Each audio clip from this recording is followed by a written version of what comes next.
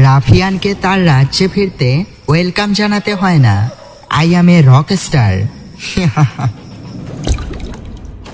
রাত তখন 12:01 হবে।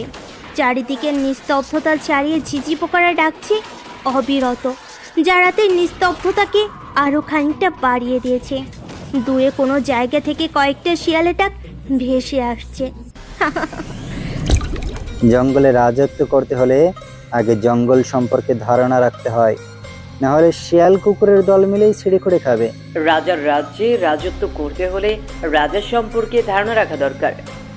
আমি সেই সিংহ যে নিজের হিংস্রতা দেখিয়ে তার রাজত্বের কেন্দ্রস্থল স্থাপন করতে পারি।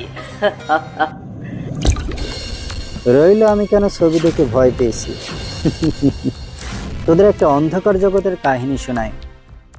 আজ থেকে প্রায় 20 বছর আগে নিস্তব্ধ কোলাহল শূন্য রাস্তায় বসে আছি দুটি মানব, একজন রক্ত দেখার ফেরিওয়ালা, আরেকজন রক্তের নেশায় বোধ হওয়া কাঙ্গাল।